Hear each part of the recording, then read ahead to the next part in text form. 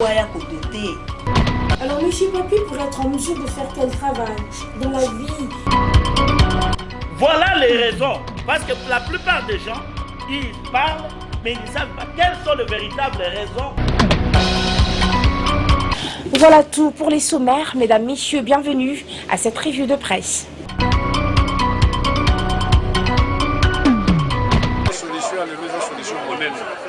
Puisque c'est pour la première fois depuis que signé encore le 31 décembre, Tobimi Sipenda institution Vous allez institution monnaie puisque Mosala n'a pas Mosala, Kolandela accord pour te signer n'est pas compliqué. Ils allaient Kolandela processus électoral total. Est-ce que c'est ni pour ça vous allez n'engagez le gouvernement Kolandela gouvernement est-ce que vous faites ça makoki pour en décembre 2017, le peuple congolais a joué une élection. Les alliés congolais, puisqu'ils ont eu institution Kambama. La leader Maximo, Papa Etienne Tshisekedi. À cause de la vice-président Misato. Bango Misato va former présidium. Moko a Kouta, la famille politique Yangaï, opposition politique signataire. Mosusu Akouta la front pour le respect de la Constitution.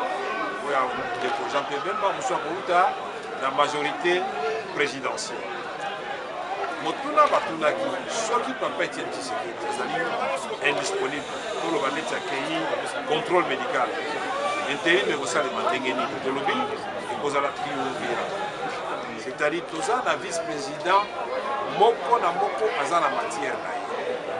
Moko vous allez charger le processus électoral, nous sommes à charger, il y a suivi accord, application accord, nous sommes à charger en relation avec l'institution de la République. Indépendamment en matière de Moko na Moko, et Moko fait que Salima, sans que la vice-présidente n'a pas décidé.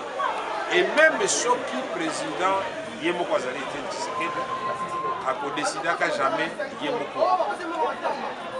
Chaque fois que signé, ce qui est un processus électoral, à la signature du président Etienne Tshisekedi, la vice-présidence, Oyo, il y a processus électoral.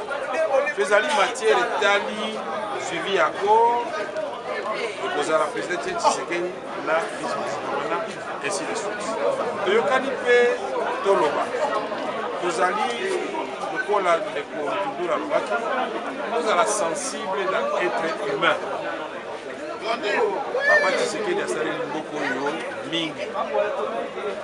Il y a des qui au pessimisme rassemblement poste Moko na bureau. Il y a Papa Etienne Tshisekedi. Et bon, nous sommes indisponibles. Donc, ce rassemblement de Ming. Yango Tolubaki, Ngai, Wabino. Là, Badinga Moussou Tolubi, PNFC qui va rassemblement pour soutenir. Puis dans un symbole de mon allélo et loko yo baki fait de chacun on a papier on va soit m'appeler ça un rapporteur soit m'appeler ça un questeur m'appeler si bango questeur en plus il y a poste il y a président il y a conseil national ils ont essayé attaque pour baninga musuba koloba Vital Kamerhe ndenge ni kuno ko sa ba concession belé bakoloba na baninga bashadari en majorité ni bosali concession belé bakoloba na babala bosali concession belé dans rassemblement la paix n'a pas de prix. Il y a Misato de Yokani pour la plénière au lobby majorité présidentielle bino de bozali de bonga pour discuter mingi to lembi to sali ba élection te bolongité.